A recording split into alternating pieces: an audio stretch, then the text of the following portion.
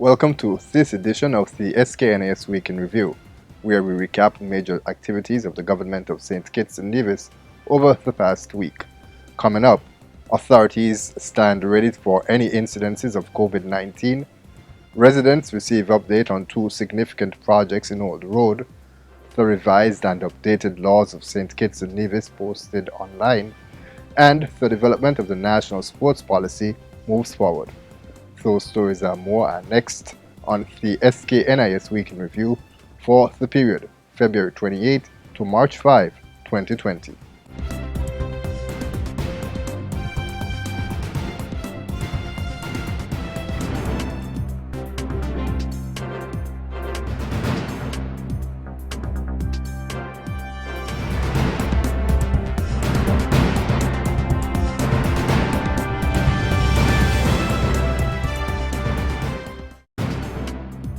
Hello and welcome.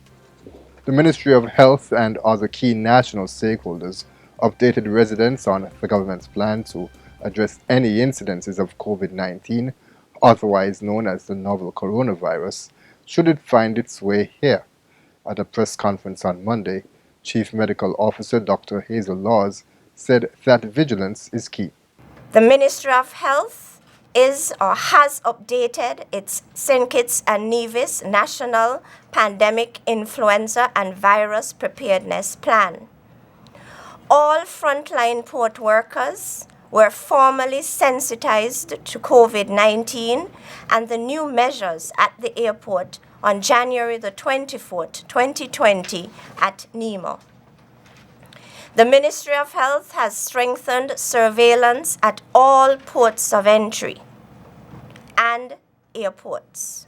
When I say all ports of entry, I mean Port Zante, Christophe Harbour, and New Guinea. Meanwhile, Abdia Samuel, National Disaster Coordinator at the National Emergency Management Agency, NEMA, urged organizers of events where large numbers of persons will gather, such as concerts, fetes, and other sporting activities, to contact the Ministry of Health beforehand. I would like for you to consult the Ministry of Health when you are doing so. Consult NEMA if necessary. Consult the relevant authorities when you're doing so. Why? We want to advise you as to a number of measures that you can take in protecting the activity that you are going to coordinate, and what we can do, and how the national system, how the Ministry of Health can support. The Government of National Unity continued to dialogue with residents throughout the country on Wednesday when it hosted a town hall meeting at the St. Johnston Community Center. Here are some of the salient points. We are soon to complete the assessment with respect to the regularization of our non-establishment workers with respect to their pensions. The government, when we came to office, put a committee in place, assisted by the actuary, Mr. Osborne, to determine the way forward.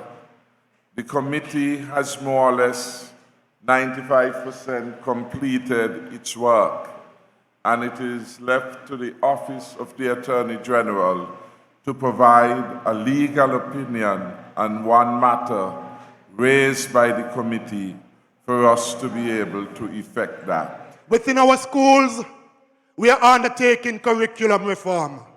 And we are hoping that by September of this year, the new curriculum will be rolled out.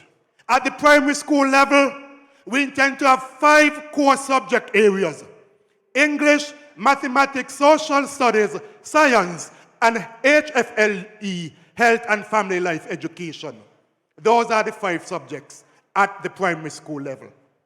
At the secondary school level, a few subject areas will be added in first and second form. However, as you go into third, fourth, and fifth, you are able to choose from a cluster of subjects. If you have an interest in business, you're able to concentrate on business subjects. And there are certain other electives that you're able to take.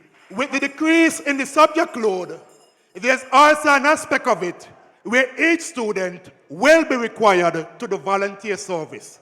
And so each student must do a certain number of hours in terms of voluntary service in order to graduate from our secondary schools. On Wednesday, a town hall meeting was held in the Old Road community, which provided residents with updated information on two significant ongoing projects in the area, namely the rehabilitation of the Old Road Bay Road and the construction of the breakwater at the Fisheries Complex. Director of the Public Works Department, Cromwell Williams, said that the projects are necessary to keep pace with developments on a community and national level.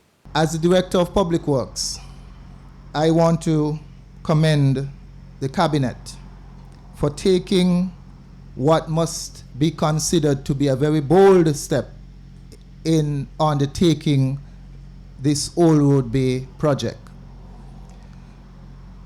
In so doing, the government has committed over $31 million EC dollars to this project alone, and that is a significant amount of money. This is money that could have been spent elsewhere, but the government decided that this project had the priority that deserved that kind of expenditure.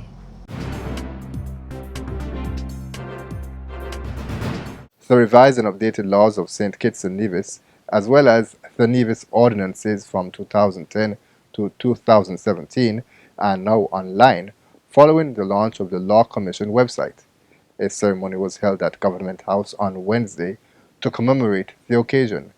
Attorney General and Minister of Justice and Legal Affairs, the Honorable Vincent Byron Jr., said that the project, carried out by the Anguilla Law Revision Center, is a step in the right direction. As we in the government move forward to ensure that our country becomes digitally equipped, that we provide for a digital economy, that our society becomes digitally proficient. This is a fundamental piece of work that has been done, and it will redound to the benefit of all of us who practice or use laws on a daily basis. And finally, the Ministry of Sports is pushing forward with plans to finalize the national sports policy.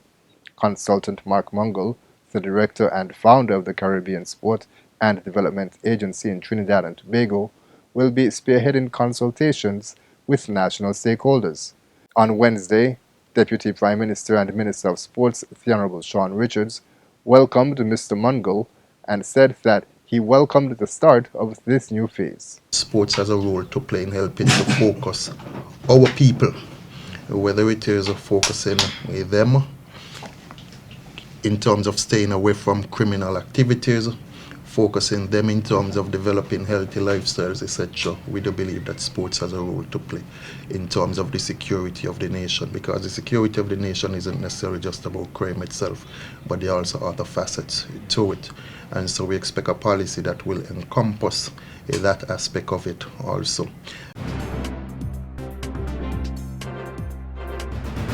That's all for this edition of the SKNIS Weekend Review. I'm Ian Richards.